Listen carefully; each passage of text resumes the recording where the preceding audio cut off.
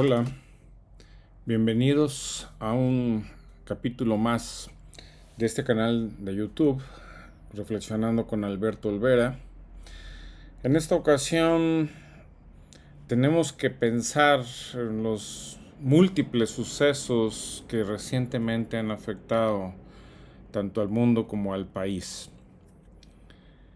Quiero hablar hoy brevemente del entorno internacional porque hace ya un mes la política de Donald Trump está demostrando más y más su carácter imperial hacia afuera, imponiendo la paz, que no es paz en Medio Oriente, queriendo forzar una salida a la dictadura en Venezuela sin la participación de los ciudadanos de aquel país, amenazando a medio mundo por todas partes con usar el poder militar norteamericano para los fines nacionales y personales de este sujeto.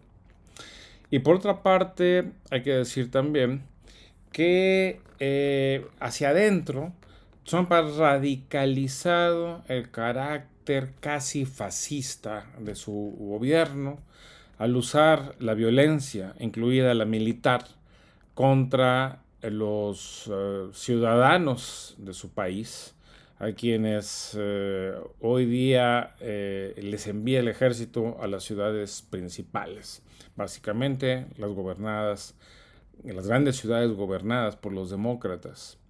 Chicago, Los Ángeles ha amenazado con enviar gente a Portland, en Oregon. En fin, tenemos el despliegue, digámoslo así, más abierto y descarado de este sentido fascistoide de la política de Donald Trump. Veamos rápidamente los dos escenarios, el internacional y el nacional. A nivel internacional, Donald Trump ha pretendido convertirse en el héroe que impulsa la paz.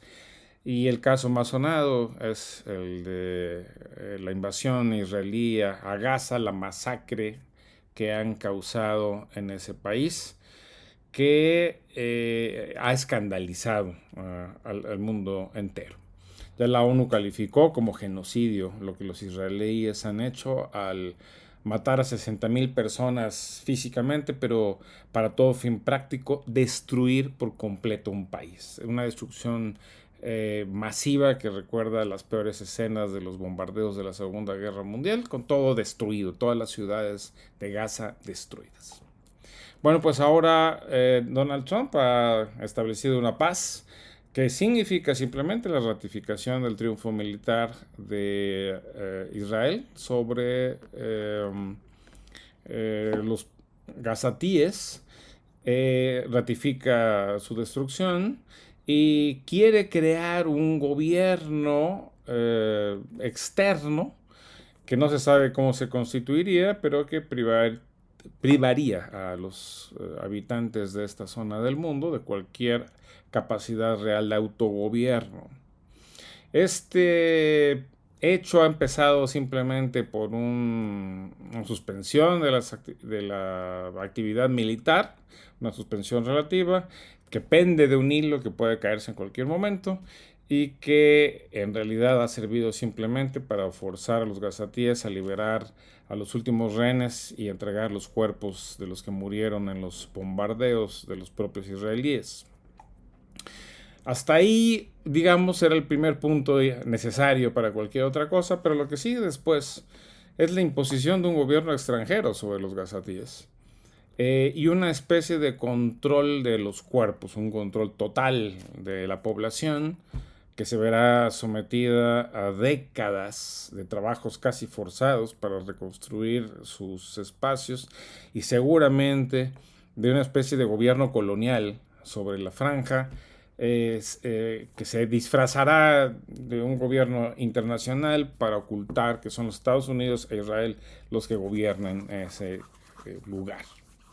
Esto es una pésima señal para el mundo, esto no es paz, es la continuación de la guerra por otros métodos. Es decir, es imponer la dominación de los vencedores sobre los vencidos con algún disfraz pequeño para que no se vea tan claramente la ocupación israelí de facto de ese territorio y la desposesión total de los gazatíes de cualquier derecho. Ahora, esto es terrible. Hay que decir que los gazatíes se enfrentan también a un problema interno. Es verdad que Hamas es un grupo militar radical que controlaba brutalmente a su propia población. No es una alternativa de gobierno, pero la solución que está en proceso no le otorga a los gazatíes una mayor libertad, sino simplemente cambian de amo porque ahora no están sometidos a un grupo militar que tenía un control total sobre la población, sino ahora estarán sometidos a un gobierno colonial para todo fin práctico. Bueno, si esa es la paz que quiere Trump, es una paz que nos retrocede al siglo XIX, así que estamos hablando de un franco imperialismo, para llamarle por el nombre histórico con el que conocimos, en donde se dan por buenos los resultados de una guerra de exterminio. No se puede estar de acuerdo con una situación como esa y sin duda alguna la ONU y otras instancias internacionales deberían de intervenir para evitar que este gobierno interino internacional de transición se convierta en un gobierno norteamericano o israelí o de los dos juntos que descaradamente hagan lo que deseen con estos sufridos ciudadanos de ese país. Es terrible, francamente. En el frente interno, Donald Trump ha hecho cosas igualmente inconcebibles hasta hace muy poco tiempo. Se pensaba que los derechos humanos, los derechos ciudadanos en Estados Unidos estaban más o menos garantizados. Pensábamos que había algún tipo de equilibrio de poderes, que el Poder Judicial tenía capacidad de controlar los abusos de la presidencia, y nos hemos dado cuenta ahora de que no es así. Donald Trump ha construido una presidencia imperial que ha sometido primero al poder legislativo mediante la mayoría del Partido Republicano, sometido él mismo a una dictadura de Donald Trump que amenaza con castigar electoralmente a todos los diputados o senadores republicanos que no obedezca al pie de la letra sus órdenes. Es increíble ese control de Donald Trump sobre su partido. Históricamente los partidos en Estados Unidos habían sido débiles como partidos, eran asociaciones políticas diversas básicamente, pero los intereses de los senadores y los diputados contaban y de hecho el Poder Ejecutivo negociaba con ellos casi todas las decisiones. No era el mejor escenario, era un equilibrio de poderes basado en intereses políticos, nada que ver con la ciudadanía en general, la teoría democrática aquí falla lamentablemente, pero por lo menos mantenía un cierto equilibrio.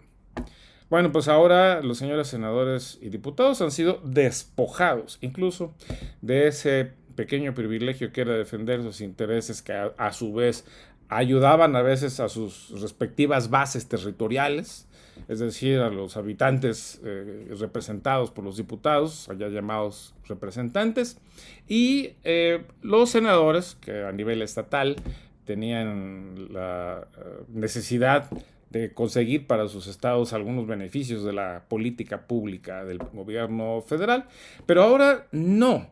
Simple y sencillamente están obedeciendo las órdenes del presidente. Así que el poder legislativo como instancia de control del poder ejecutivo está perdido para todo fin práctico. Esto es una situación nueva, insisto. Estados Unidos basó su democracia en un pacto de élites. El Senado es una institución en donde se permitió que pactaran en el origen de la nación las élites regionales de Estados Unidos. El Senado es una institución, digámoslo así, de los príncipes, ¿no? Que negocian con un rey. Es el equivalente a una corte. en donde las élites regionales se dividieron el poder equitativamente sin importar la población que representaban. Por eso mismo hay el absurdo en el Senado en Estados Unidos, donde el estado de California, con más de 40 millones de habitantes, tiene 2 senadores, mientras que el estado de Hawái, con menos de 1 millón de habitantes, tiene 2 senadores. O otros estados, Wyoming, etcétera, estados muy pequeños que no llegan, ninguno de ellos llega al millón de habitantes y a veces mucho menos, y tienen la misma cantidad de senadores que un estado tan grande como California, como Nueva York, como Illinois. Entonces, esa institución que no es precisamente democrática en el sentido de representar de una manera equitativa a la gente, había sido, sin embargo, un escenario de control del poder ejecutivo, a veces para mal, muchas veces para limitar incluso iniciativas importantes de justicia. Lyndon Johnson, por ejemplo, aprovechó muy bien el asesinato de John F. Kennedy para pasar por encima de los controles conservadores que los senadores hacían a la implantación de una política de los derechos civiles. Pero bueno, fue una situación excepcional que permitió ese salto monumental en términos legislativos y morales en la vida pública de Estados Unidos. Pero de ahí en fuera, el Senado ha sido, insisto, el lugar de negociación interélites regionales con el poder ejecutivo nacional. Bueno, ahora hasta eso está perdiendo. Mientras tanto, la Cámara de Representantes, que sí tiene un anclaje territorial por el número de ciudadanos representados en distritos, ha sido también descompuesta y desnaturalizada porque el régimen político de Estados Unidos, que es una democracia absolutamente inoperante y falta de sentido, permite que los congresos estatales diseñen los distritos electorales federales, no solamente los locales. De manera que ahí, haciendo uso de esta política que le llaman allá el gerrymandering, es decir, el diseño de los distritos para favorecer a un partido o a otro, ha permitido que la conexión entre representación ciudadana y sus diputados, allá llamados representantes, se desconecte completamente. Entonces hay de unos distritos que parecen así un Chile, te cuento, el país Chile dentro de un estado, o sea, en vez de tener continuidad territorial, es un distrito que diseñaron donde vive pura gente blanca rica, por ejemplo, o otro distrito pura gente negra que para que ellos solos ahí se administren, pero no tengan nada que ver con una política más general. Un desastre de tal forma que la conexión entre la representación y la población territorial está rota en Estados Unidos desde hace muchos años. De manera que estos déficits de la representación, tanto en un modelo bicameral, en donde la Cámara de Senadores representa élites que históricamente contaban, pero que ahora ya no, o sea, la Cámara de Senadores es una institución que ya no tiene sentido en estos tiempos en Estados Unidos, sigue ahí. Y por otro lado, la Cámara de Representantes, que tiene sentido, o tendría sentido, si la representación se ligara en verdad con territorios específicos donde hay ciudadanos que comparten intereses, aspiraciones y problemas.